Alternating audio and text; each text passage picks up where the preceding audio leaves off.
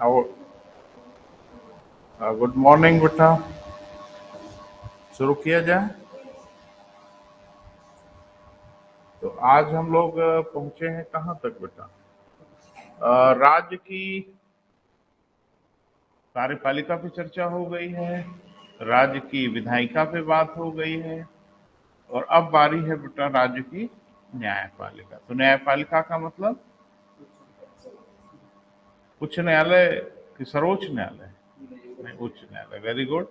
Heading बना लिया है बेटा? अनुच्छेद लिखिए, ब्रैकेट में अनुच्छेद लिख लीजिए। 214 से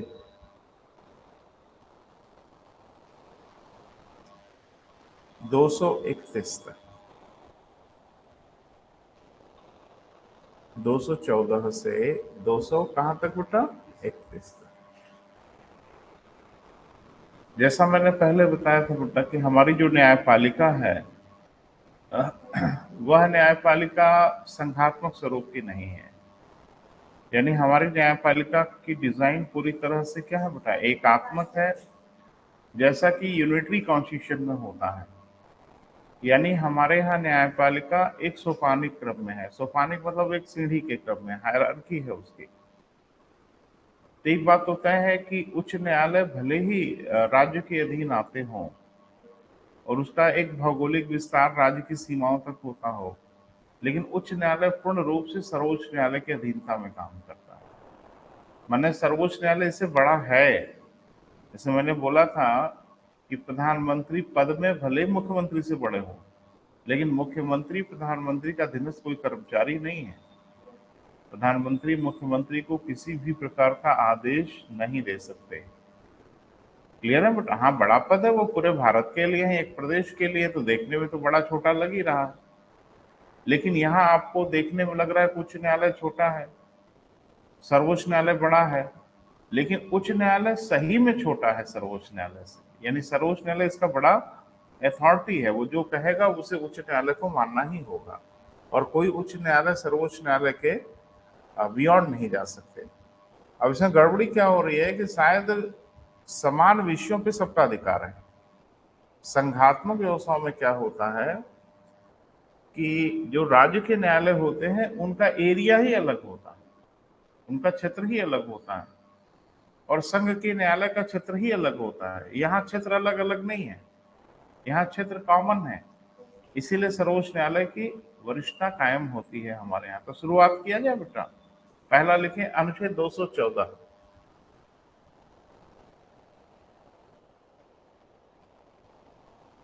अनुच्छेद क्या बेटा?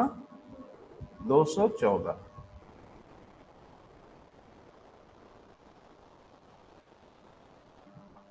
लिखा जाए, प्रत्येक राज्य के लिए उच्च न्यायालय की, प्रत्येक राज्य के लिए उच्च न्यायालय की स्थापना की जाएगी।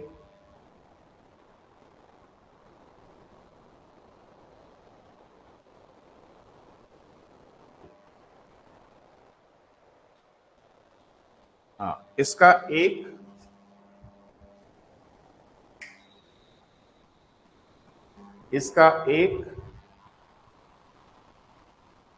मुख्य न्यायाधीश होगा,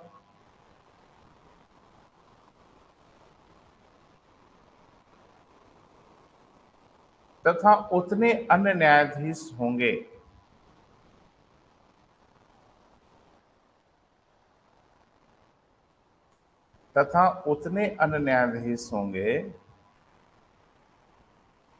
जिसे राष्ट्रपति अपने आदेश में निर्धारित करे। जिसमें राष्ट्रपति अपने आदेश में क्या करे बेटा? निर्धारित करे। अब इसमें एक गड़बड़ी हो रही है बेटा, इसको थोड़ा सा समझना है, अंडरलाइन करना है। उन्हीं विषयों पे या उन्हीं स्थानों पे हमको थोड़ा फोकस करना है जहां पे खतरे की संभावना है। अब थोड़ा सा देखो बोर्ड पे तो ज्यादा क्लियर होगा। जैसे हमारे यहाँ एक सर्वोच्च न्यायालय है बेटा, बोले, और एक हमारे यहाँ है उच्च न्यायालय। अच्छा, कुछ बच्चे थोड़ा कंफ्यूज करते हैं, भूल जाते हैं उच्च न्यायालय भी सबसे बड़ा वाला कौन है, तो इसमें कंफ्यूजन मत करिएगा बेटा, परेशानी हो जाएगी। इसको हम लोग सुप्रीम कोर्ट कहते हैं और इसको हम लोग हाई कोर्ट कहते हैं। क्लियर है? इसकी स्थापना जो की गई थी वो आर्टिकल 124 में पढ़ा है, अभी तो कल ही परसों पढ़ा है। और इसकी जो स्थापना की जाती है वो आर्टिकल 214 में। क्लियर है? इसमें आपने क्या पढ़ा कि भारत का एक सर्वोच्च न्यायालय होगा जिसका एक मुख्य न्यायाधीश होगा, तथा जब तक संसद न निर्धारित करे 7 से अधिक न्यायाधीश नहीं होंगे। बोल नहीं रहे? तो वहां अंडरलाइन करने वाली चीज क्या दिखी? संसद। अर्थात सर्वोच्च न्यायालय के न्यायाधीशों की नियुक्ति या संख्या का निर्धारण कौन करेगा? संसद करेगी। यानी सर्वोच्च न्यायालय में न्यायाधीश कितने होंगे ये फैसला संसद का होता है। अब इधर आइए, प्रत्येक राज्य के लिए उच्च न्यायालय होगा जिसका एक मुख्य, यही सब ध्यान नहीं देते हो बेटा, चीजें तो एकदम सरसरी नजर से गुजर ही जाती है, फिर वहीं घेर लेते हैं आपको तो परेशान हो जाते हैं। एक मुख्य न्यायाधीश होगा जिसकी नियुक्ति राष्ट्रपति करेंगे, तथा उतने अन्य न्यायाधीश होंगे जिसे राष्ट्रपति निर्धारित करते हैं।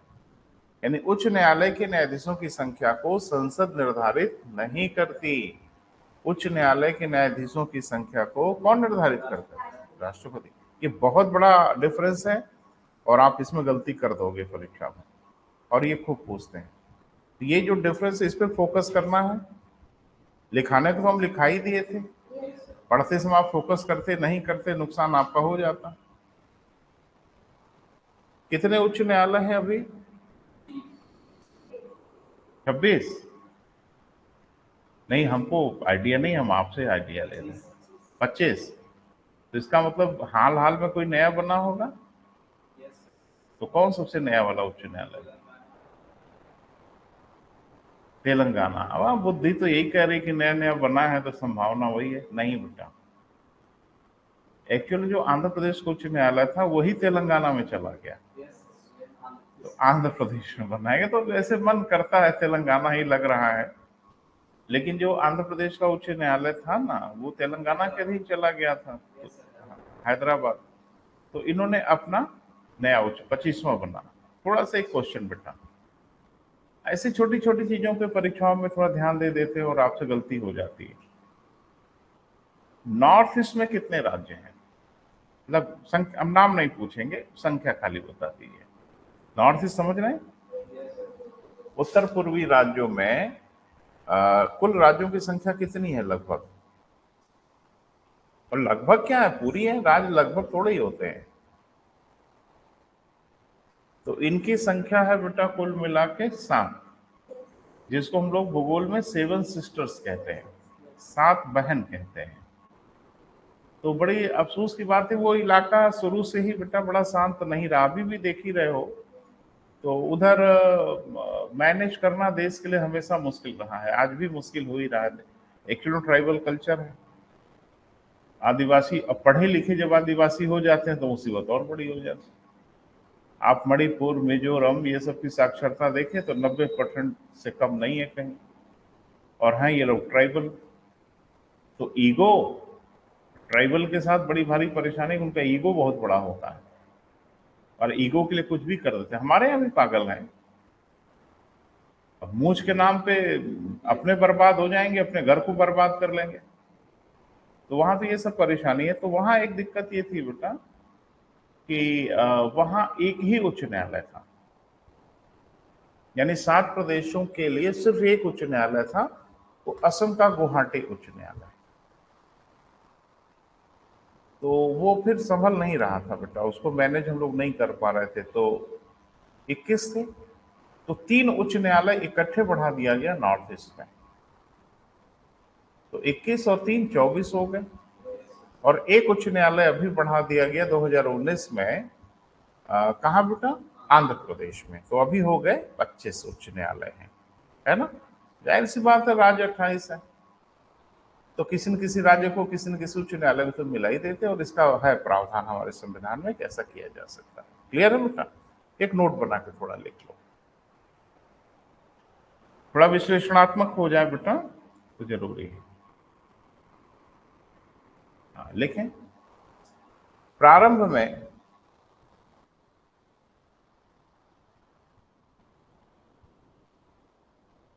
प्रारंभ में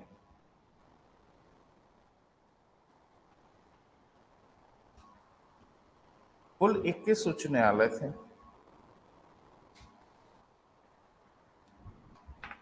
अब प्रारंभ और पहले चले जाओगे तो और गड़बड़ हो जाएगा, लेकिन इधर हाल हाल की बात हम कर रहे हैं। कितने उच्च न्यायालय थे बेटा? 21। लेकिन संपूर्ण उत्तर पूर्वी राज्यों में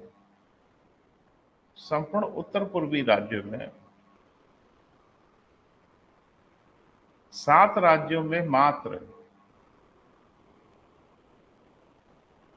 7 राज्यों में मात्र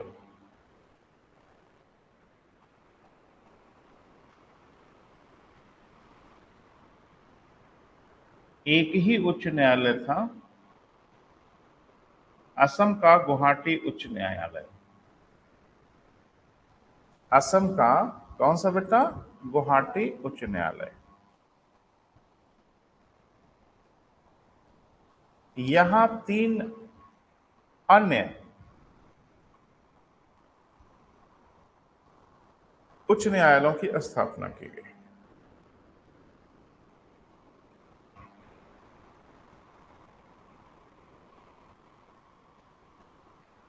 तो कहां कहां की गई बेटा, वो थोड़ा लिखना पड़ेगा।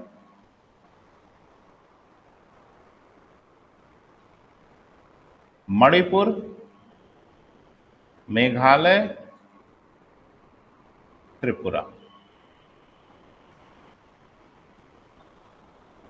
मणिपुर, मेघालय और त्रिपुरा, ये 3 बन गए।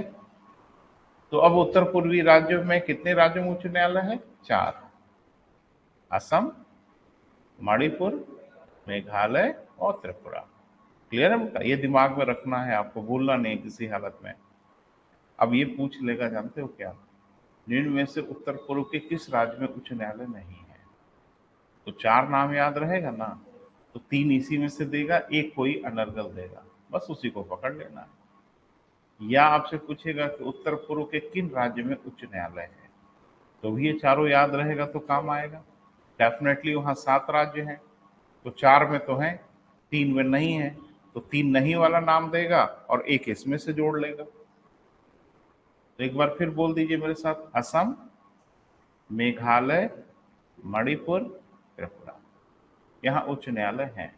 लेकिन सबसे नया उच्च न्यायालय, सबसे नया उच्च न्यायालय वर्ष 2019 में आंध्र प्रदेश में स्थापित किया गया।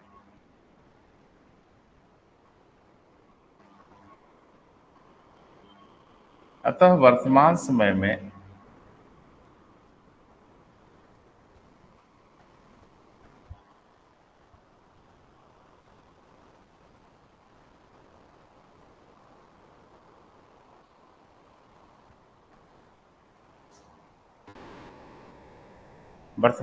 में उच्च न्यायालयों की संख्या कितनी बेटा?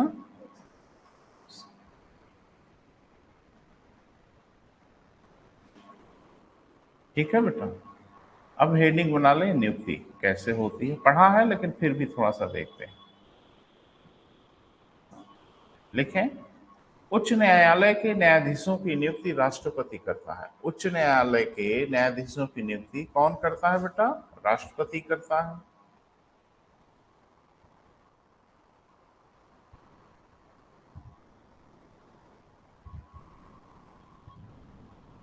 परंतु ऐसी नियुक्ति करते समय वह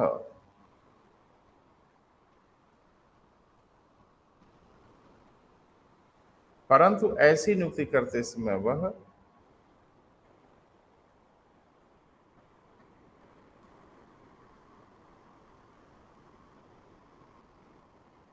सर्वोच्च न्यायालय के मुख्य न्यायाधीश,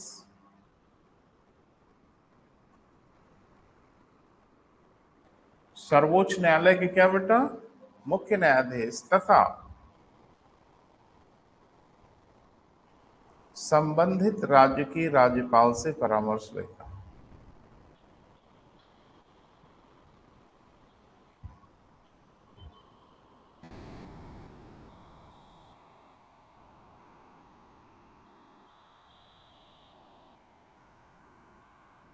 ठीक है बेटा, आगे लिखो, एक नोट बना लो। सर्वोच्च न्यायालय का मुख्य न्यायाधीश, सर्वोच्च न्यायालय का मुख्य न्यायाधीश ऐसा परामर्श, सर्वोच्च न्यायालय का मुख्य न्यायाधीश ऐसा परामर्श अपने दो वरिष्ठ सहयोगियों के माध्यम से देता है।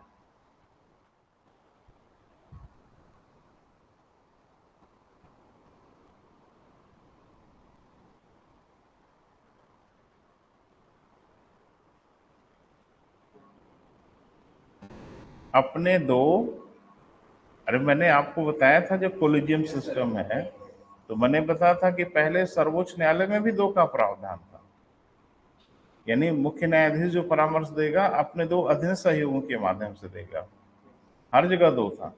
लेकिन एक गड़बड़ हो गई कि अनुच्छेद 143 के अनुसार सर्वोच्च न्यायालय से परामर्श लिया गया कि क्या मुख्य न्यायाधीश के अकेले परामर्श का मानना बाध्यकारी है, तो उसने कहा नहीं, और उसने दो की संख्या को बढ़ा के 4 कर दिया सर्वोच्च न्यायालय के लिए, लेकिन उच्च न्यायालय के लिए संख्या वो 2 बनाए रखा। क्लियर है बेटा, लिखें। अब नोट समाप्त हो गया, फिर मुख्य धारा में लौटिए।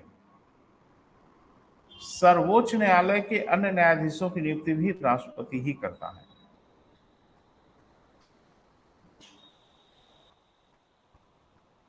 सर्वोच्च न्यायालय के अन्य न्यायाधीशों की नियुक्ति भी कौन करता है बेटा, राष्ट्रपति करता है।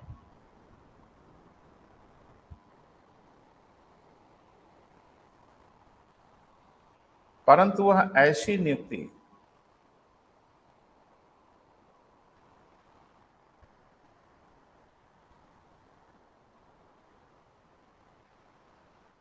सर्वोच्च न्यायालय के मुख्य न्यायाधीश,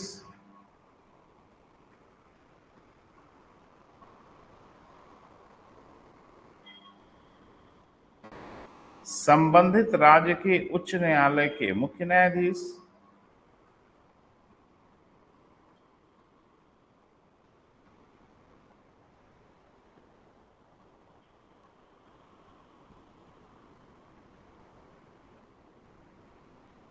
तथा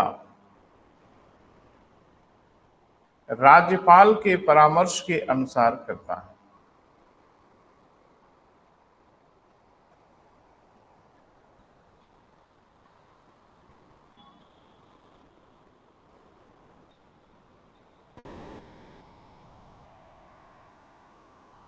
क्लियर हुआ बेटा? अच्छा, अब एक छोटी सी हेडिंग बनाइए, न्यायाधीशों के प्रकार।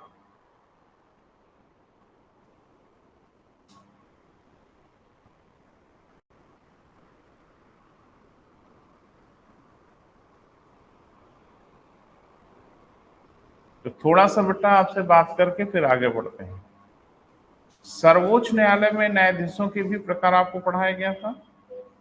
कितने प्रकार के न्यायाधीश थे? नहीं थे तो 2 प्रकार के, एक अस्थाई न्यायाधीश, एक अस्थाई न्यायाधीश। अस्थाई न्यायाधीश 3 प्रकार के थे। कौन कौन बेटा? कार्यकारी मुख्य न्यायाधीश, बोले तदर्थ न्यायाधीश। हाँ, ये शब्द बड़ा जरूरी है याद रखना।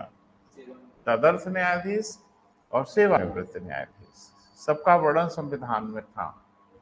अब इधर देखते हैं आप, ठीक है, लिखें। उच्च न्यायालय में न्यायाधीश 2 प्रकार के होते हैं।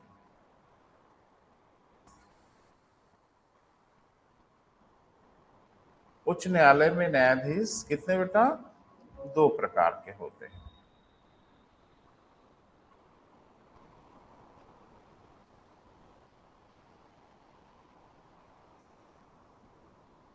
ठीक है।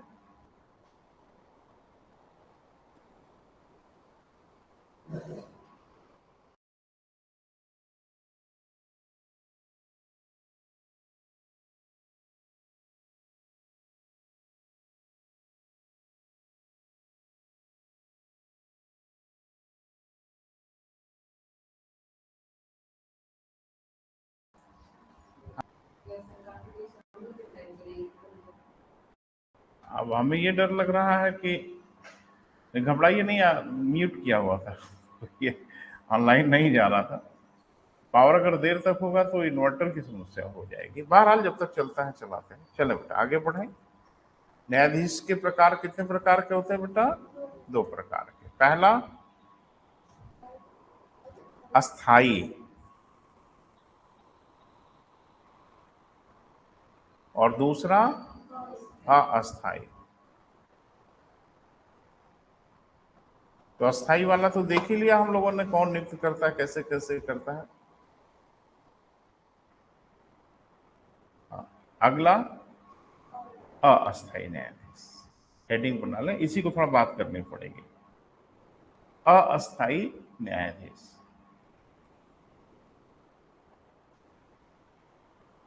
देखिए उच्च न्यायालय के अस्थाई न्यायाधीश निम्न 3 प्रकार के होते हैं। पहले नाम लिख डालो बेटा और अनुच्छेद लिख डालो। निम्न 3 प्रकार के होते हैं। ठीक है बेटा। पहला वही वाला नाम है,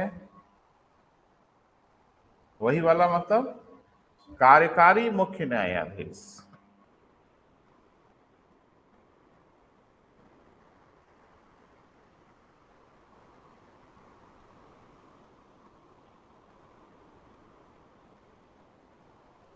कार्यकारी क्या बेटा? मुख्य न्यायाधीश। अनुच्छेद लिख लो वहीं सामने, याद रहेगा 223। हाँ, अपर या कार्यकारी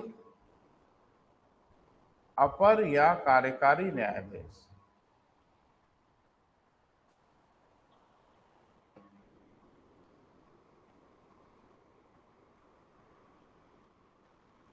अपर या क्या बेटा?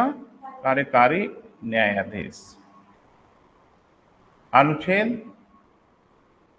224। अगला है बेटा सेवानिवृत्त न्यायाधीश। सेवा निवृत्त न्यायाधीश 224 का।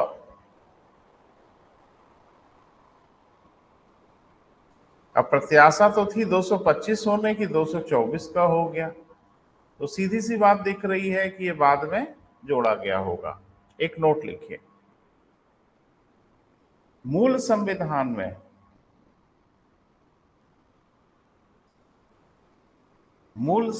में उच्च न्यायालयों में सेवानिवृत्त न्यायाधीश का प्रावधान नहीं था। सेवानिवृत्त न्यायाधीश का प्रावधान नहीं था।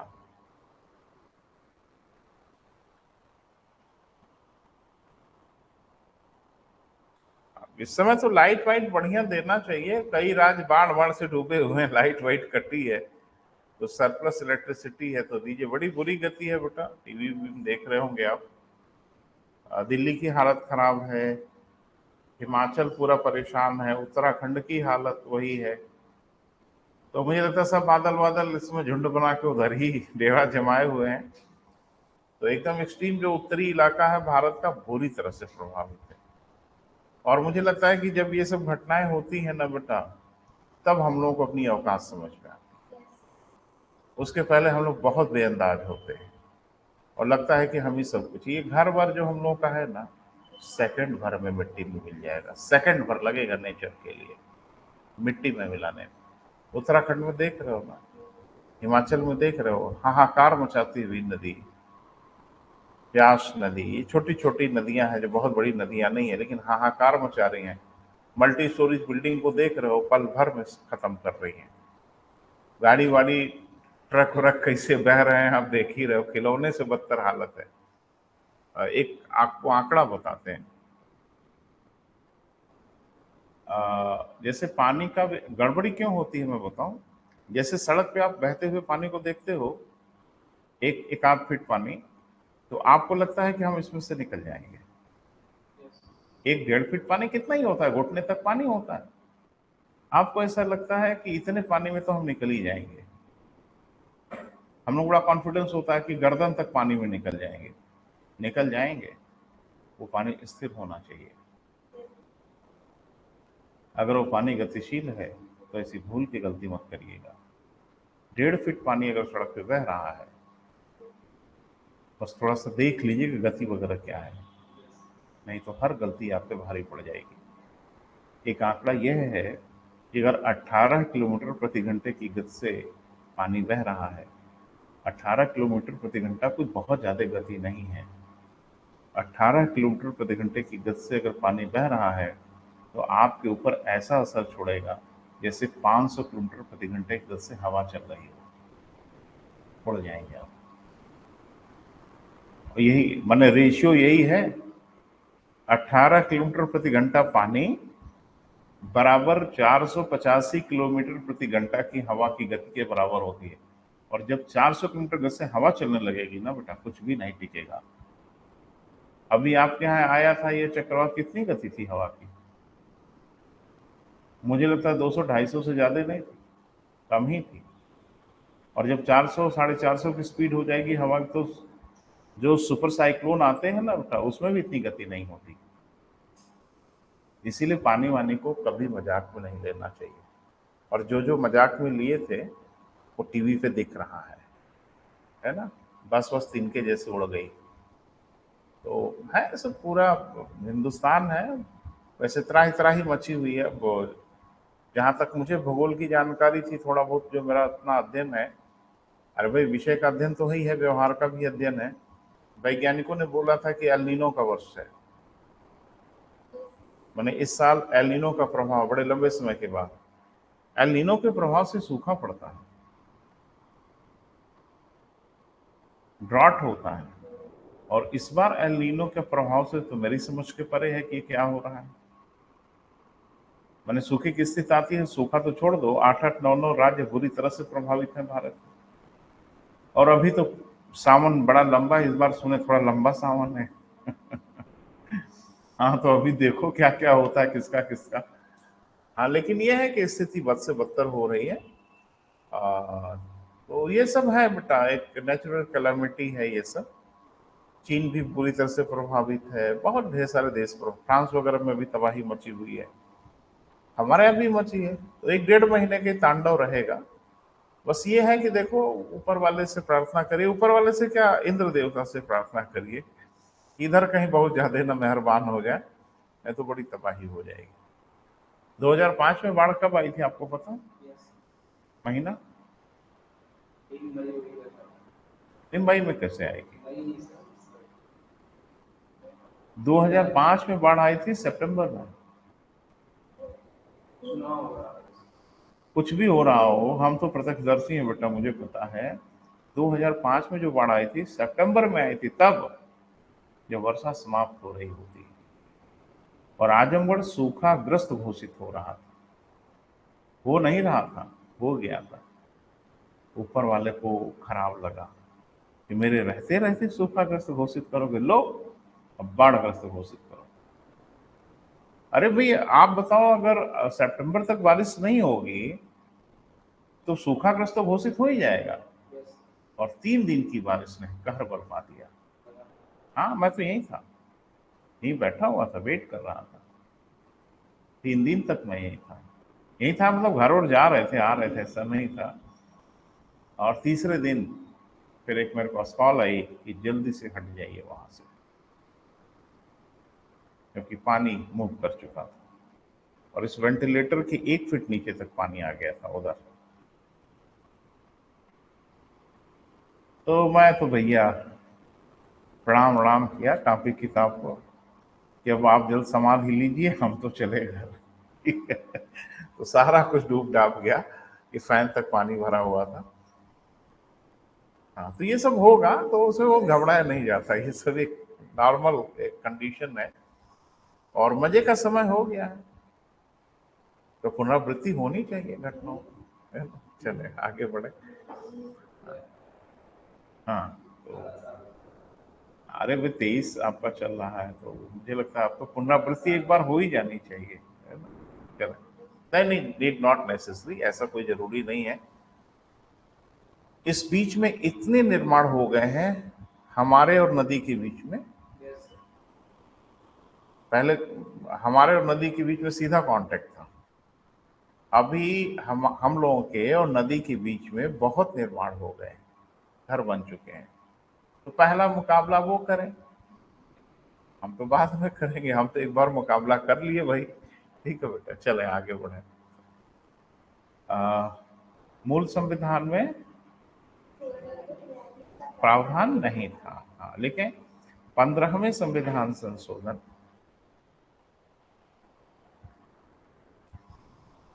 15वें संविधान संशोधन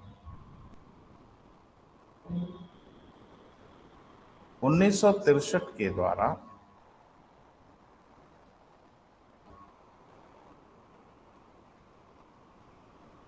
अनुच्छेद 124 का स्थापित किया गया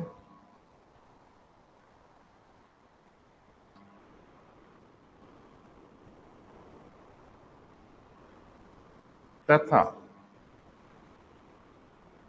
सेवानिवृत्त न्यायाधीशों का प्रावधान किया गया।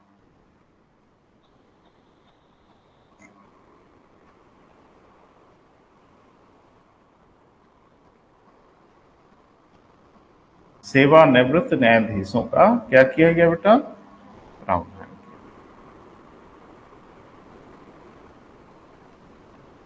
कभी कभी जानते हो बेटा, जब विषम परिस्थिति आए ना तो आनंद लेना चाहिए, फिर बहुत परेशान नहीं होना चाहिए। ये मेरी अपनी फिलॉसफी है। अब जैसे ये सब पानी में डूबा तो मुझे बड़ा चिंतित हो जाना चाहिए था, मुझे एक एक परसेंट की चिंता नहीं हुई। सारी चीजें डूब गई, इंफ्रास्ट्रक्चर हमारा सारा डूब गया। फिर एक बड़ा अजीब सा मंजर था जो इसके पहले कभी मैंने देखा ही नहीं। कम से कम यहाँ पे चारों तरफ पानी ही पानी, हर तरफ पानी। तो मैं निकल पड़ता था सड़कों पे तो कहीं थोड़ा ज्यादा पानी होता था, कहीं कम होता था। तो फिशिंग खूब होती थी, मछली लोग खूब पकड़ते थे, तो मैं उसका खूब इंजॉय किया। मैंने मुझे आनंद आता है ये सब करने में। नहीं, वो मैं वेजिटेरियन हूँ, लेकिन ये सब मुझे बड़ा अच्छा लगता था। वो सड़क पे फिश को तैरते हुए देखना, भागते हुए देखना, जगह जगह एकदम भीड़ लगी हुई थी। तो बीत गया, कब बाढ़ आई, कब खत्म हुई, कब क्लास, लेकिन क्लास मैंने नहीं रोका। क्लास इसलिए नहीं रोका कि देखो बाढ़ महीने भर थी, 15-20 दिन पानी था, लॉगिंग था, धीरे धीरे पानी निकल गया, तो महीने भर बच्चों की पढ़ाई डिस्टर्ब नहीं होनी चाहिए। तो मैंने एक वेन्यू ले लिया आपके आसपास। ले क्या लिया, बना बनाया वेन्यू था। मैंने बात किया, मैंने कहा मैं पढ़ाने आ रहा हूँ, उन्होंने कहा स्वागत है आपका। तो 3-4 दिन मैंने वही सड़क पे जब आने जाने लायक हो गया, क्योंकि पानी भी तो भरा हुआ था सड़कों पे, जैसे बच्चों के आने लायक हुआ वैसे ही मैंने क्लास शुरू कर दी 3 या 4 दिन के बाद। और जब आप व्यस्त होने लगते हैं ना बेटा, तो समय बड़ा तेजी से बीतता है, कब बीत गया पता ही नहीं चला। हाँ, यहाँ पे बड़ा 15-20 दिन का कुछ काम धाम हुआ, सब मड वड बहुत आ गया था, तो साफ सफाई हुई, बाकी सब कंस्ट्रक्शन भी हुआ, कुछ नुकसान नुकसान हुआ, वो सब कब हुआ कैसे हुआ मुझे पता ही नहीं चला। और सबसे मजेदार बात कि बच्चे मेरी नाक को दम किए हुए थे, न मेरा कहीं ऑफिस था, न मुझे बैठने की कहीं जगह थी। मैंने ऑफिस कोई मेरा परमानेंट तो था नहीं, एक टेम्पररी मेरा ऑफिस उसी जगह पे। हाँ, बीच बीच में मैं आता था यहाँ पे कंस्ट्रक्शन देखने के लिए, भी काम वाम चल रहा है ठीक से, मैंने टाइम पे हो जाएगा। और बच्चे दौड़ा रहे थे पीछे पीछे, तो मैं यहाँ आता था, 15 जने यहीं आ जाते थे, सर एडमिशन। मैं तो यही नहीं समझ पाता कि इसी बाढ़ वाले मामले में पढ़ाई कितनी जोर मार रही है भाई। आपको बताऊं, 25 दिन में 235 एडमिशन हुआ, दौड़ा दौड़ा के, गाड़ी पे पकड़ पकड़ के। तो मैं इसलिए रजिस्ट्रेशन फॉर्म अपनी गाड़ी के साथ लेके चल रहा। तो जहां जो मुझे पकड़ लेता मैं फॉर्म देता, भर के जमा कर देना। तो बच्चों का स्नेह है भाई, बाकी क्या है, बाकी तो सब चल ही रहा। चले बेटा, बारी बारी से देखें कब नियुक्ति होती है और कौन नियुक्ति करता है। थोड़ा उधर आए बेटा एक बार, तुलनात्मक रूप से हो जाए, पहले उसको रिवाइज कर लेते हैं, फिर इस पे बात करते हैं। सर्वोच्च न्यायालय के कार्यकारी मुख्य न्यायाधीश की नियुक्ति कौन करता है? सर्वोच्च न्यायालय नहीं, काहे भूलो बोलो नहीं बेटा, नुकसान हो जाएगा। सर्वोच्च न्यायालय के कार्यकारी मुख्य न्यायाधीश की नियुक्ति राष्ट्रपति ही करता है ना। तदर्थ न्यायाधीश की नियुक्ति मुख्य न्यायाधीश करता है, राष्ट्रपति से पूर्व अनुमति लेकर। सेवानिवृत्त न्यायाधीशों की नियुक्ति, ये याद है ना। अब थोड़ा इससे तुलना करना तो समझ में आएगा। पहला बना दो बेटा, कार्यकारी मुख्य न्यायाधीश कहा बेटा? अरे उच्च न्यायालय में भाई, लिखें। जब उच्च न्यायालय के मुख्य न्यायाधीश उपस्थित न हो तो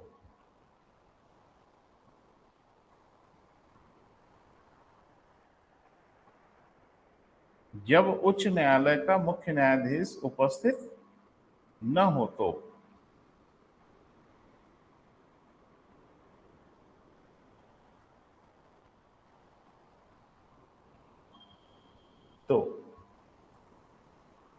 राष्ट्रपति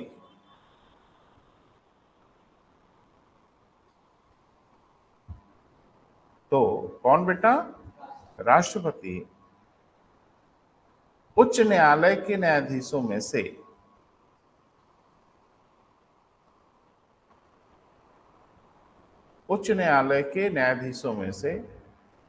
कार्यकारी मुख्य न्यायाधीश की नियुक्ति करता है।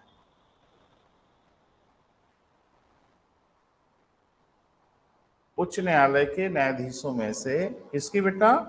कार्यकारी मुख्य न्यायाधीश की नियुक्ति करता है। ये तय हो गया कौन करता है? हाँ, वही करता है जो करता था, राष्ट्रपति, है ना बेटा। कब तक के लिए? हाँ, जब तक मुख्य न्यायाधीश उपस्थित ना हो जाए। और मुख्य न्यायाधीश की अनुपस्थिति परमानेंट नेचर की नहीं है, अस्थायी नेचर की है। उच्च न्यायालय का मुख्य न्यायाधीश अवकाश ले सकता है, अस्वस्थ हो सकता है, अपने किसी व्यक्तिगत कार्यों के लिए घर भी जा सकता है। तो लेकिन वहां पे एक मुख्य न्यायाधीश होना बहुत जरूरी है, वो अस्थायी हो या इंचार्ज हो। तो इंचार्ज पे नियुक्ति कर देता है कौन? राष्ट्रपति करता है। क्लियर है बेटा? कुछ कंफ्यूजन हो रहा है बेटा? हाँ, कोई देखो, एकदम क्रिस्टल क्लियर होना चाहिए, शीशे जैसा साफ होना चाहिए, कहीं कोई परेशानी होनी नहीं चाहिए बेटा। और मैं कोशिश कर रहा हूं कहीं कंफ्यूजन आपको ना दिखे, इसलिए जहां मुझे तुलनात्मक नजर आ रहा है वहां मैं आपको तुलनात्मक बता रहा हूं ताकि कोई कंफ्यूजन ना होने पाए। अगला बेटा, ध्यान रखना, इनका नाम तदर्थ न्यायाधीश नहीं है। नाम में कंफ्यूज मत होना। जैसे आपको लगेगा कि हैं तो ये भी उसी के जैसे होंगे, उसी के जैसे, नाम उसके जैसा नहीं है। अगर तदर्थ न्यायाधीश पूछे, कल को पूछेगा तदर्थ न्यायाधीशों की नियुक्ति कहां की जाती है, अब ध्यान से सुनो। अब विकल्प में आप, अगर किसी बच्चे को नहीं पता है तो विकल्प में आप बुरी तरह से फंसोगे। जिला न्यायालय, उच्च न्यायालय, सर्वोच्च न्यायालय, न्यायाधिकरण। मैं आपको बता दूं, अगर नजर नहीं पड़ी है ना तो 80% लोग शहीद हो जाएंगे इसमें। तदर्थ न्यायाधीशों की नियुक्ति सिर्फ और सिर्फ सर्वोच्च न्यायालय में होती है। ये जो नाम प्रयोग किया जाता है ना तदर्थ, ये खराब प्रश्न है क्या? पूछ के देखिएगा ना किसी से कि तदर्थ, पहले तो तदर्थ का मतलब ही समझ में नहीं आएगा उनको, इसका मतलब क्या है। तो तदर्थ न्यायाधीशों की नियुक्ति सिर्फ और सिर्फ सुप्रीम कोर्ट में होती है, और तदर्थ न्यायाधीश का मतलब होता है अस्थायी न्यायाधीश। क्लियर है बेटा? एक एक शब्द महत्वपूर्ण है बेटा, आप उसको महसूस करिए, क्योंकि जब वो क्वेश्चन में पिरो के ना जब पूछा जाएगा तो आपको तकलीफ देगा। ऐसे वो तकलीफ दे नहीं नजर आता, लेकिन जब उसको एक क्वेश्चन के फॉर्मेट में जब पिरोया जाता है तो आपको चीजें तकलीफ देती हैं। मैं कह रहा हूं बेटा, पूछ के देखिएगा ना आप उनसे जो ठीक ठाक पढ़े हैं, सब ऐसे मत पूछिएगा किसी से, वो बेचारा परेशान हो जाएगा। लेकिन जो संविधान ठीक ठाक पढ़े हैं वो तकलीफ में चले जाएंगे कि तदर्थ न्यायाधीशों की नियुक्ति कहाँ होती है। अस्थायी न्यायाधीश उच्च न्यायालय में भी होते हैं, बोल नहीं रहे, लेकिन उन्हें तदर्थ न्यायाधीश नहीं कहा जाता, उनका नाम अलग है, अपर व कार्यकारी न्यायाधीश। लिख लें, अपर या कार्यकारी न्यायाधीश।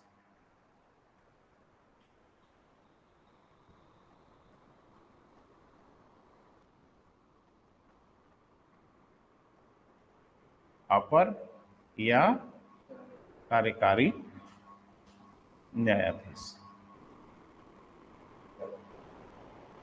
अब पहले थोड़ा आपसे राय ले लेते हैं बेटा, फिर हम आपसे बात करते हैं। सुप्रीम कोर्ट में इनकी नियुक्ति कौन कर रहा था? मुख्य न्यायाधीश। अवधि भी निर्धारित थी, कितने दिन के लिए? हमने तो नहीं लिखा है, अगर आपने मेरा नोट्स पढ़ा होगा तो हमने तो नहीं लिखा है भैया कि उसकी अवधि इतने दिनों के लिए, क्योंकि अवधि निर्धारित ही नहीं। जब तक समस्या बनी रहेगी तब तक। अब थोड़ा इधर आइए, उच्च न्यायालय में जो ये न्यायाधीश नियुक्त किए जाते हैं, क्लियर है बेटा, ये न्यायाधीश राष्ट्रपति द्वारा नियुक्त किए जाते हैं। पहला डिफरेंस, वहां कौन नियुक्त कर रहा था? मुख्य न्यायाधीश। अब किसी अनुमति ले लेता तो अलग बात है। यहां अपर व कार्यकारी न्यायाधीश की नियुक्ति राष्ट्रपति ही करता है, और यहां उनका समय भी निर्धारित है, अधिक से अधिक 2 वर्ष के। मैंने इसका ये मतलब नहीं कि 2 ही साल के लिए, 10 दिन के लिए हो सकता है, 20 दिन के लिए हो सकता है, 1 महीने के लिए हो सकता है, 1 साल के लिए हो सकता है, अधिक से अधिक कितना? 2 वर्ष के। लिख लें, उच्च न्यायालय में जब किसी सत्र में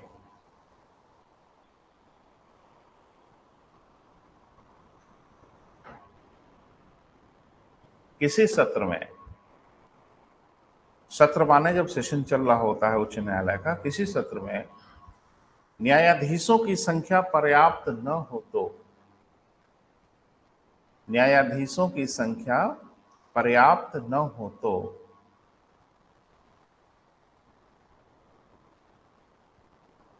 तो थोड़ा रुकें, बीच बीच में हमारे विराम हो जाता है। वहां जो हम लोगों के तदर्थ न्यायाधीश थे सुप्रीम कोर्ट में, वो कहां से नियुक्त होते थे?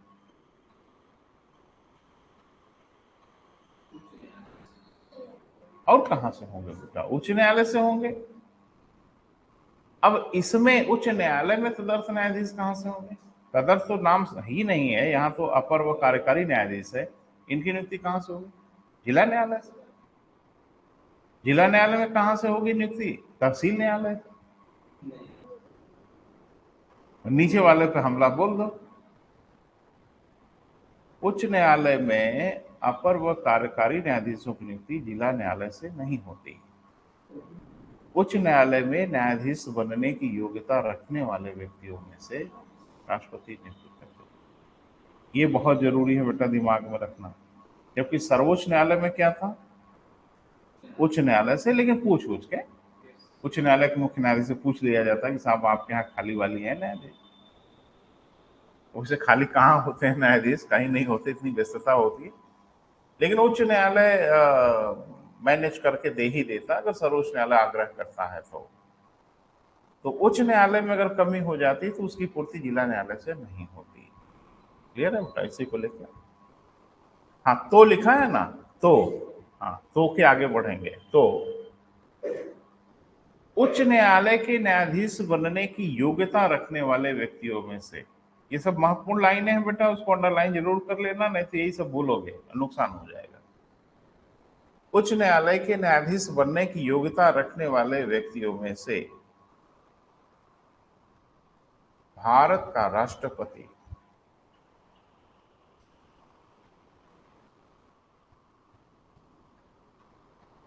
अधिकतम 2 वर्ष के लिए, अधिकतम कितना बेटा, 2 वर्ष के लिए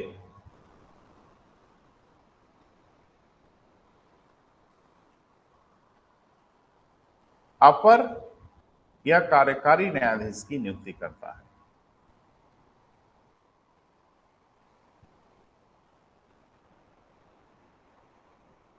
तुलनात्मक रहोगे बेटा तो आप कंफर्टेबल रहोगे, क्लियर है, याद भी आएगा आपको, और दूसरा ये कि कंफ्यूजन नहीं होगा आपको। इसमें याद रखने वाली चीज क्या क्या है? पहला ये है कि राष्ट्रपति ही नियुक्ति करता है, दूसरा ये कि उच्च न्यायालय की योग्यता रखने वाले व्यक्तियों में से की जाती है, तीसरा ये कि 2 वर्ष के लिए की जाती है। और वहां अगर जाए तो मुख्य न्यायाधीश करता है, उच्च न्यायालय के न्यायाधीशों में से करता है, और अवधि का कोई निर्धारण नहीं किया गया। क्लियर है? जब आप घर पे पढ़ते हो तो आपको एकदम लीनियर होके नहीं पढ़ना है। अब आपको यहाँ वहां जहां से जुड़ने लायक चीजें हो, तुलनात्मक हो, कंपैरेटिव हो, सब आप करके जोड़ोगे, तब वो दिमाग में जगह बनेगी, और तब वो किसी भी तरह से घुमा फिरा के पूछेंगे, हम बता देंगे। और एकदम जो जो लाइन हम बोले हैं बस बस उन्हीं लाइन पे हम तो इसीलिए काम करके आपको देते हैं, तुलना उलना करके देते हैं, हम छोड़ते नहीं कि आप तुलना करो।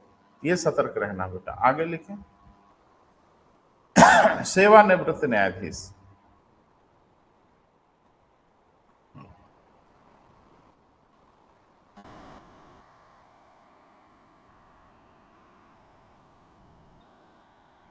लिखें,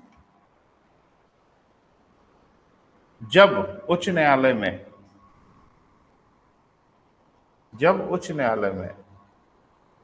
न्यायाधीशों की संख्या पर्याप्त न हो तो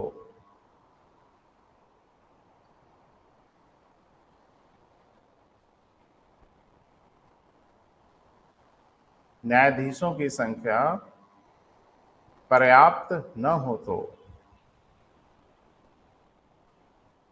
पर्याप्त मतलब वही छुट्टी फुट्टी इधर उधर चले गया हूं, पर्याप्त न हो तो उच्च न्यायालय का मुख्य न्यायाधीश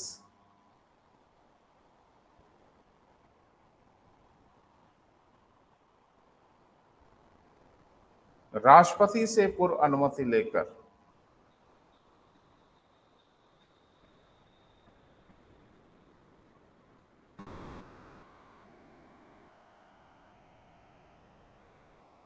उच्च न्यायालय के सेवानिवृत्त न्यायाधीशों से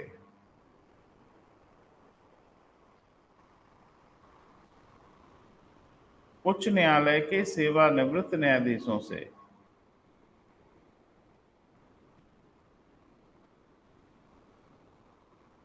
सत्र में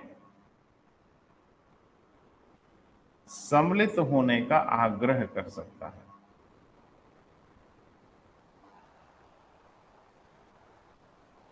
सम्मिलित होने का क्या कर सकता है बेटा? रिक्वेस्ट कर सकता है, आग्रह कर सकता है। थोड़ा स्पीड बढ़ाइए, आज इसको निपटाएंगे बेटा, आगे बहुत पढ़ना है हम लोगों को, है ना बेटा। अब इसमें कुछ बड़ा महत्वपूर्ण नहीं है, यही सब जो महत्वपूर्ण था आपके सामने गुजर रहा है। और हटाने का प्रावधान मैं पढ़ाऊंगा नहीं, क्यों? आता ही नहीं है। इनके हटाने का वही प्रावधान है जो सर्वोच्च न्यायालय के न्यायाधीशों के हटाने का प्रावधान है। वही मैंने लिखा भी दिया था, आपने ध्यान नहीं दिया कि सर्वोच्च न्यायालय और उच्च न्यायालय दोनों के न्यायाधीशों के हटाने का प्रावधान कॉमन तरीके का, इनका कोई अलग से तरीका नहीं है। तो वो आपने पढ़ाई है, उसमें कोई परेशानी नहीं है। आगे बढ़े। हाँ, लिखें, इन्हें हटाने एक नोट बना के लिख लो तो याद रहेगा।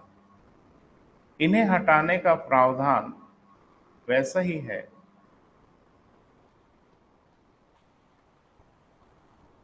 इन्हें हटाने का प्रावधान वैसा ही है।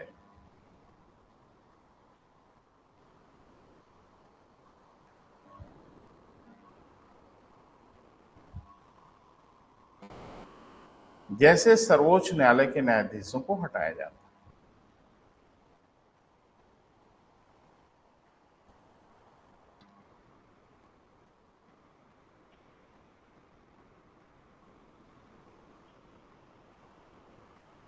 ठीक है बेटा, मेन मुद्दा है अधिकार, उसी पे हेडिंग बना लें, बात करते हैं सर्वोच्च न्यायालय के अधिकार व कार्य।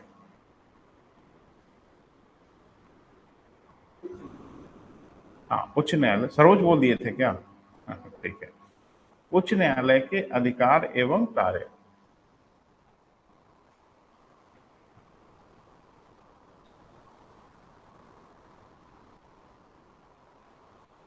लिखिए, तो पहले लिस्ट बना लें, फिर देखते हैं क्या क्या करते हैं हम लोग।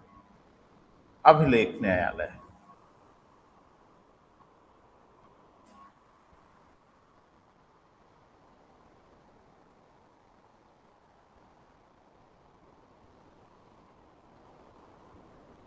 अनुच्छेद भी लिख लिया जाए थोड़ा थोड़ा। 215 आर्टिकल 215 प्रारंभिक अधिकारिता।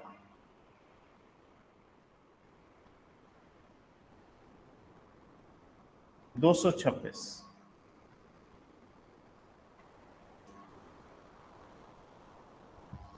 अगला अधीनस्थ न्यायालयों पर अधीक्षण। 227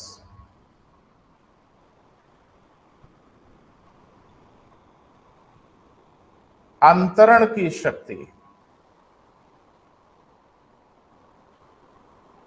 228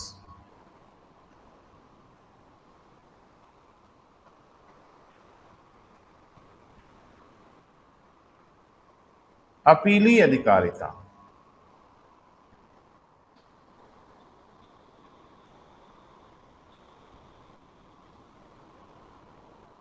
5 हुआ बेटा? 5, वेरी गुड। अब इस पे एक एक की हम लोग व्याख्या कर लेते हैं, और एक बात, व्याख्या करेंगे, समय नहीं बर्बाद करेंगे। जो चीजें हम जानते हैं, पहले से पढ़ चुके हैं, उस पर अपना टाइम किल नहीं करेंगे। तो आपने पढ़ा था कि अनुच्छेद 129 के अनुसार सर्वोच्च न्यायालय अभिलेख न्यायालय, पढ़ा है अगर याद हो तो। यहाँ 215 के अनुसार उच्च न्यायालय अभिलेख न्यायालय। क्लियर है? तो चाहे 129 के द्वारा हो, चाहे 215 के द्वारा हो, अभिलेख न्यायालय की जो शक्तियां हैं वो वही है, कॉमन है।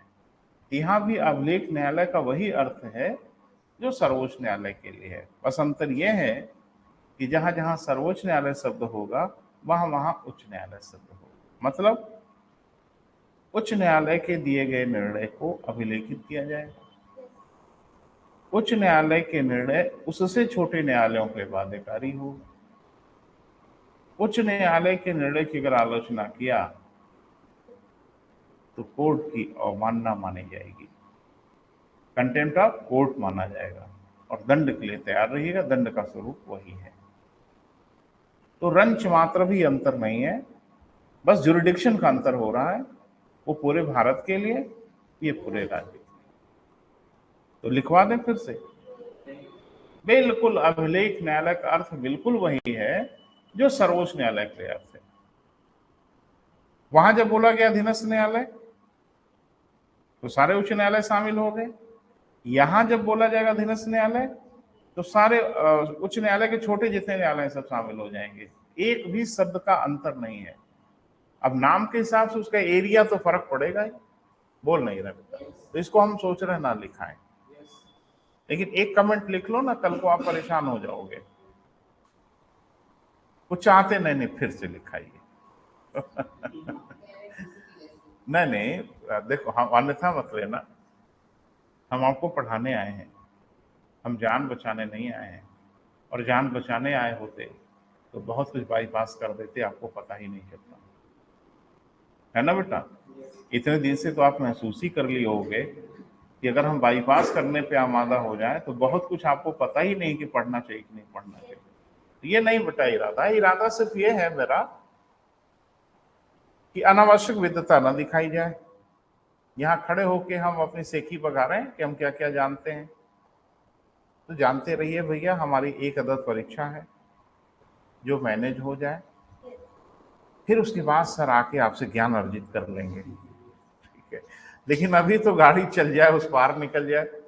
तो भैया जी बहुत सिंपल सी बात है बेटा कि हम लोगों की जिंदगी का अभी जो लक्ष्य है वो बस ये समझें कि दो पटरियों का संतुलन बना के चल रहा है। एक संतुलन हमारे ज्ञान का होगा और एक संतुलन हमारी परीक्षा का होगा। ज्ञान अभी उतना ही आगे तक लेके जाना है जहां तक परीक्षाओं के उपयोगी हो जाए। आप परम ज्ञानी हो जाएं, आप संविधान के समीक्षक बन जाएं, भारत सरकार को जब संकट हो तो आप ही को याद करें कि भैया आप जरा बताएं संविधान की, उस लेवल पे बाद में जाइएगा। अभी एसडीएम का पद मिल जाए, बात खत्म है ना। और मिल जाएगा बेटा, ऐसा कुछ नहीं है, असंभव नहीं है। आपके संस्थान से अगर कोई 41वीं रैंक लगा सकता है तो आप पहली रैंक लगा लो। अच्छा, कोई लगा लेगा तो सर हम लगा पाएंगे, है ना?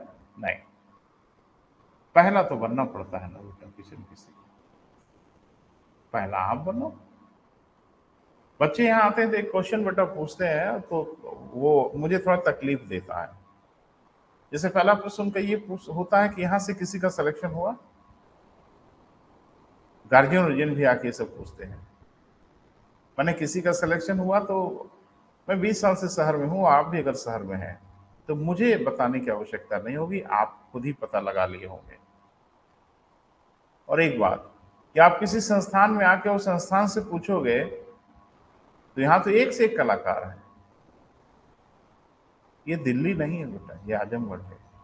यहाँ एक बच्चे का सिलेक्शन होता है ना तो मीडिया उडिया में बाद में आता है, शाम तक पूरा शहर जान जाता है, ओरल कम्युनिकेशन होता है। यहाँ अखबार से थोड़ी जानते हैं, यहाँ तो मौखिक कम्युनिकेशन होना शुरू हो जाता है।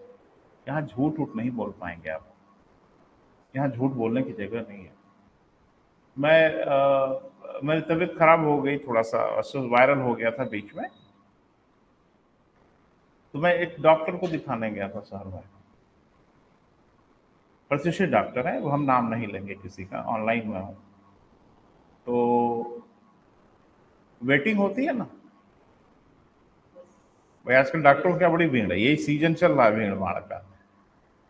तो मैं बैठा हुआ था बाहर कि भाई जब मेरा नंबर आएगा तो वो सीसी कैमरा मेरा लगा रहता है ना डॉक्टरों के यहाँ। हाँ, आजकल बड़े चौकस हैं भाई।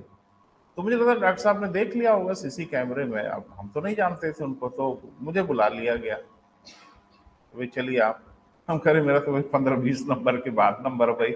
मैं तो आराम से बैठा था, फिर सोच रहा था कि यहाँ से निकल जाऊं, कुछ काम वाम निपटा के आ जाऊंगा। तो उन्होंने मुझे देखा, कहा कि सोशल मीडिया पे मैंने आपको कहीं देखा है। मैंने कहा वैसे मैं शहर में ही रहता हूँ, तो कहीं भी देख सकते हैं आप। नहीं, कहा नहीं नहीं, मैंने सोशल मीडिया में कहीं देखा आपको। कहीं नहीं, उनको पता था कहाँ देखा। तो उन्होंने कहा कि आपके संस्थान की एक बच्ची डिप्टी एसपी हुई है। तो मैंने कहा जी। तो उसी संदर्भ में फिर कुछ बातचीत हुई। तो कहने का मतलब यह है बेटा कि यहाँ सिलेक्शन अगर किसी का होता है ना तो कुछ बोलने, हम तो कुछ बोलते ही नहीं, कहीं मीडिया मीडिया में एक शब्द नहीं लेते। हाँ, कुछ अखबारों में छपा वो अलग चीज है, मुझे बोलने की क्या जरूरत है? मुझे दिल्ली तक थोड़ी बताना है, मुझे अपने जिले को बताना है। और मेरे जिले के बच्चे जान जाते हैं, वो पता लगा ही लेते हैं कि ऐसा हुआ कैसा हुआ। तो अगर आप मुझसे आके पूछोगे कि आपके यहाँ से किसी बच्चे का सिलेक्शन हुआ नहीं हुआ, तो ये तो हम लोगों के फील्ड में इतने बड़े बड़े झुट्टे हैं ना कि पूछो मत। आपने एक चीज नोटिस किया होगा, जितने आईएएस टॉपर दिखते हैं, तो सुन लो, जितने आईएएस टॉपर देखते हैं हर कोचिंग बताती है मेरे यहाँ से सेलेक्ट हुए। आपने पता नहीं नोटिस किया कि नहीं किया? जितने बड़े बड़े कोचिंग वाले हैं सब छापेंगे कि मेरे यहाँ से पढ़ाई की। ठीक, बच्चा है, कहीं ना कहीं पढ़ा ही होगा, इसमें कोई शक शुबा नहीं है, लेकिन सब बताते मेरे यहाँ पढ़ा, आखिर तो बड़ा कंफ्यूजन हो जाता है किसके यहाँ पढ़ा। ये सब एक नौटंकी है बेटा जो चल रही है मार्केट में, ये मार्केटिंग का तरीका है। और हम तो कसम खा लिए हैं ना बेटा कि मेरे यहाँ से कोई इंडिया टॉप करेगा ना तो भी मैं प्रचार नहीं करूंगा। जानते हो क्यों? क्यों? गरज मेरी ही नहीं है अकेले, आपकी भी गरज है। आप भी अच्छी जगह तलाशिए। हम आपको तलाश रहे हैं ना, तो आप हमको तलाशिए। दोनों मिलकर तलाशेंगे तभी बात बनेगी। और ये नहीं कि हम आपको ढूंढ रहे हैं, आप भी ढूंढो हमको, क्योंकि आपको भी गरज है, अकेले मेरी गरज नहीं है। लेकिन बच्चों को लगता है कि फीस उस लेते हैं तो यही ढूंढेंगे। मैं नहीं ढूंढता, मैं क्लास से लोगों को हटा देता हूँ कि आप घर चले जाइए और अपना फीस उस किसी गरीब को दान कर दीजिएगा। मेरी जिंदगी अच्छी भली चल रही है, फर्स्ट क्लास, कोई परेशानी की वजह नहीं है। शौक है मेरा, सो मैं पढ़ा रहा हूं। हाँ, जिंदगी भी चल रही है मेरी, इसमें कोई शक नहीं है। तो इतना बड़ा जिला तो नहीं है ना बेटा कि 20 साल से, आज 20 साल हो गए, 20 साल में अरे बच्चे सब मेरा घर द्वार पता लगा लेते हैं, गांव कौन सा है, इनका घर और कहाँ है, यही नहीं पता लगा पाते कि यहाँ पढ़ाई कैसी होती है। तो मैं, जो हमारे मित्र आते हैं और ऐसा अनर्गल प्रश्न पूछते हैं, तो उनसे बस एक प्रश्न पूछते हैं, अगर किसी का यहाँ से हुआ है तो आपका भी हो जाएगा, ये जरूरी है? तो ये क्यों पूछते हैं आप? और किसी का अगर नहीं हुआ है तो आपका भी नहीं होगा। आप पहला बन के दिखाओ ना। हमारे यहाँ से कोई ना कोई तो पहला रहा होगा ना, तो उसको तो बताने के लिए मेरे पास कुछ नहीं था कि बेटा आ जाइए हमारे यहाँ से लोग पीसेस हो गए। तो पहला कोई बना ना, आप बनो ना पहला। हमारे यहाँ अभी तक 41वीं रैंक नहीं आई थी, तो पहला कोई बना ना जिसने यूपी पीसीएस 2022 में 41वीं रैंक लगाया। तो हमेशा पहला बनेंगे, कोई ना कोई पहला बन ही जाता है। हो सकता है आप पहला बने, आप पहली रैंक लगा लो, ये भी हो सकता है। खैर उसी दिन के लिए मैं रातों दिन जुटा हूं कि काश एक दिन ऐसा आए कि मेरा बच्चा पूरे प्रदेश में पहली रैंक लगा दे। काहे नहीं, वो दिन भी होगा एक दिन। अब कब होगा ये कहना बहुत मुश्किल है, लेकिन एक दिन होगा जरूर। 2 साल लगे, 5 साल लगे, साल भर लगे, कुछ कहा नहीं जा सकता, क्योंकि बच्चे बड़े जादूगर हैं बेटा। किस बच्चे में कितना ज्वालामुखी है ना, ये बच्चे को भी पता नहीं होता, हम लोग को भी पता नहीं होता। वो बच्चा जब पढ़ना शुरू करता है तब समझ में आता है कि अरे ये तो पूरा चलता फिरता ज्वालामुखी है, और कहर बरपा देते हैं बच्चे। तो इसीलिए, अच्छा आपके बड़े भाई पहले प्रयास में आईएएस बन गए, तो आप भी हो जाओगे? जरूरी है? कोई जरूरी नहीं। आपके बड़े भाई 10 साल इलाहाबाद में पढ़ के खाली हाथ लौट आए, तो आप भी खाली हाथ लौटोगे? कुछ भी बेटा यहाँ सर्टेन नहीं है, क्योंकि यहाँ हर व्यक्ति इंडिविजुअल है, यहाँ हर व्यक्ति अद्वितीय है, हर व्यक्ति अपने ढंग से युद्ध को लड़ता है। यहाँ कोई किसी की कॉपी नहीं कर सकता। हर साल कोई ना कोई आईएएस टॉप करता है ना। वो बस बता दे कि कैसे हमने पढ़ा, और वो अपनी किताब कॉपी नोट्स वोट्स सब मार्केट में बेच दे, आप ले लें, आप भी टॉप कर लेंगे। तो यहाँ मैंने कहा ना, हाँ जरूर हम लोग सुनते हैं तो थोड़ा उससे कुछ अनुभव लेते हैं, लेकिन एक आईएएस जो टॉप किया है पिछली बार, उसकी पूरी लाइफ स्टाइल को कॉपी करके आप भी आईएएस टॉप कर लोगे? नहीं कर सकते, क्योंकि यहाँ हर व्यक्ति अद्वितीय है, इंडिविजुअल है, उसके जैसा दूसरा इस धरती पर नहीं है। उससे अच्छा हो सकता है, उससे बुरा हो सकता है, उसके जैसा कोई नहीं हो सकता। तो ये सब बेटा फालतू चीजें, अब मैं यही बैठ के ऑफिस में समझाऊं, अगर मुझसे कोई ये पूछे तो नहीं मेरे पास इतनी फुर्सत नहीं है।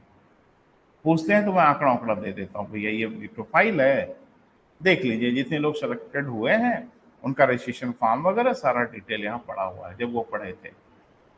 उससे बड़ा प्रमाण तो और कुछ हो नहीं सकता।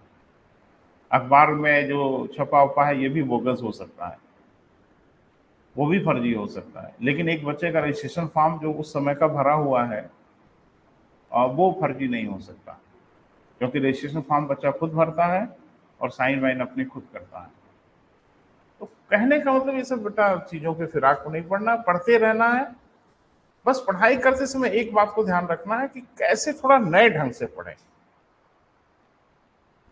में इनोवेशन कैसे करें, कंपैरेटिव करें, तुलनात्मक करें, पॉइंट बना के करें, कैसे भी करें आपकी पढ़ाई बाकियों से थोड़ी सी अलग हो जाए तो सिलेक्शन हो जाएगा। अगला बेटा, अगला बोलो। प्रारंभिक अधिकारिता आर्टिकल 226 लिखा है ना, तो मुझे लगता है तो पढ़ चुके हैं आप। जब किसी के मूल अधिकारों का या किसी अन्य संवैधानिक अधिकारों का उल्लंघन हो तो अनुच्छेद 226 के अनुसार, अच्छा इसको लिख लो नहीं तो आप कंफ्यूज कर जाओगे, लिखें। जब किसी के मूल अधिकार अथवा अन्य संवैधानिक अधिकारों का उल्लंघन हो तो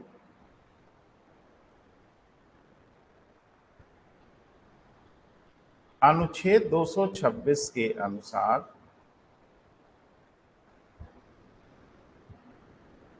उच्च न्यायालय 5 प्रकार के लेख जारी कर सकता है।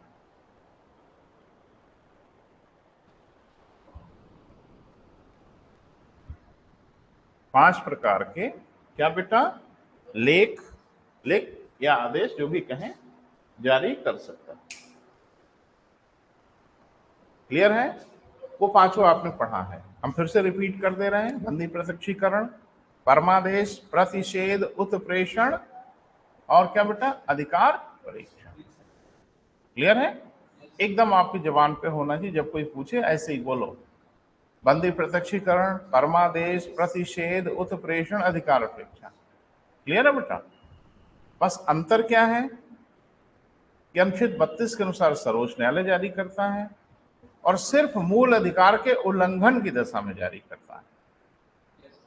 226 के अनुसार उच्च न्यायालय जारी करता है, लेकिन ये मूल अधिकार के साथ साथ अन्य संवैधानिक अधिकारों के उल्लंघन पे जारी करता है। क्लियर हुआ बेटा? आगे ये बहुत सिंपल है, इसमें कुछ पढ़ने की आवश्यकता नहीं है। यानी उच्च न्यायालय सारे जिला न्यायालय वरों के कार्यों पर नजर रखता है और उनसे रिपोर्ट वगैरह मांगता रहता है कि आपके यहाँ कार्य कैसे हो रहे हैं, क्या प्रगति हो रही है। अधीक्षण मतलब नियंत्रण। तो संविधान में ही लिखा है उच्च न्यायालय बाकी न्यायालयों पर नियंत्रण बना के रखेगा। क्लियर है बेटा? अगला अंतरण की शक्ति, अनुच्छेद 228, इसको लिखना पड़ेगा।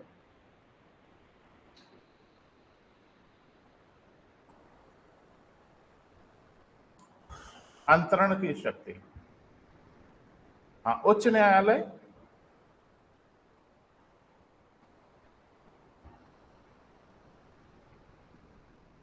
अपने अधीनस्थ न्यायालयों से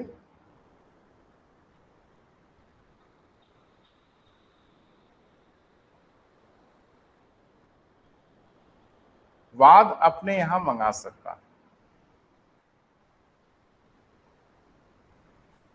केस अपने यहां मंगा सकता है। इसी को क्या बोलते हैं बेटा हम लोग? अंतरण की शक्ति। बोल नहीं रहे बेटा?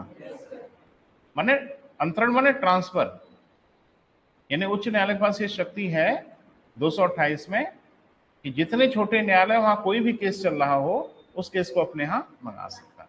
अपीलीय अधिकारिता यही है ना। अगला अपीलीय अधिकारिता में यहां कुछ नहीं है, संविधान में कुछ भी नहीं लिखा हुआ है, तो कैसे अपील होती होगी?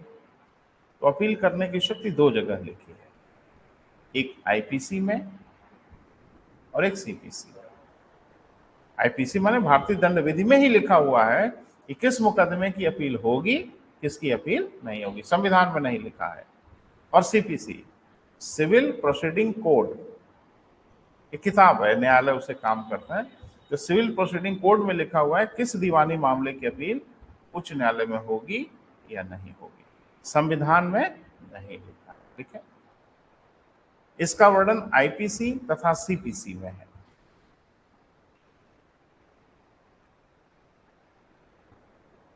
इसका वर्णन कहाँ बेटा? आईपीसी। आईपीसी माने समझ रहे हैं? आईपीएस मत लिख लेना। आईपीसी तथा सीपीसी में है। CPC for civil proceeding code.